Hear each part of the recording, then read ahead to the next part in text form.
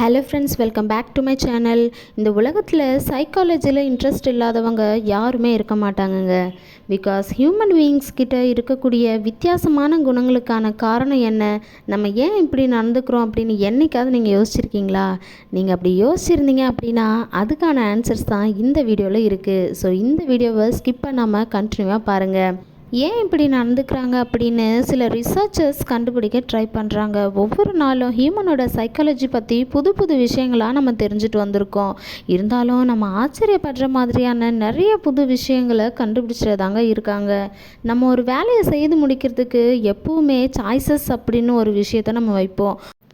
S, நம்ம அந்த மாதிரி சாய்ஸஸ்னு வைக்கும்போது கண்டிப்பாக அந்த ஃபஸ்ட் ஆப்ஷனுக்கு நம்ம இம்பார்ட்டன்ஸ் கொடுக்கவே மாட்டோங்க. இப்படி ஆப்ஷன்ஸ் கொடுக்கும்போது நம்ம முடிக்க வேண்டிய ஒர்க்கில் சின்சியாரிட்டின்ற விஷயமே இல்லாமல் போயிடும். பிகாஸ் அந்த ஒரு ஆப்ஷன் தாங்க எஸ், இதை பண்ண முடியலைன்னா அதை செய்யலாம் அப்படின்ற அந்த ஒரு தாட் நமக்குள்ளே ஆட்டோமேட்டிக்காக வந்துடும். அதனால தான் நிறைய கம்பெனிஸ்லலாம் பார்த்திங்கன்னா அவங்களோட எம்ப்ளாயீஸ்க்கு நிறைய ஆப்ஷன்ஸ் கொடுக்க மாட்டாங்க. ஒரு டார்கெட்டை ஃபிக்ஸ் பண்ணுறாங்க அப்படின்னா ஒரு சர்டன் பீரியட்குள்ளே எக்ஸாக்டாக நம்ம செய்து முடிச்சுருவோம்.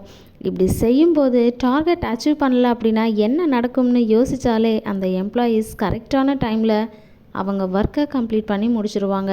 இப்படி ஏன் இருக்காங்க அப்படின்னா நம்மளோட சைக்காலஜி தெரிஞ்சுட்டு தாங்க இப்படியெல்லாம் வேலை வாங்குகிறாங்க.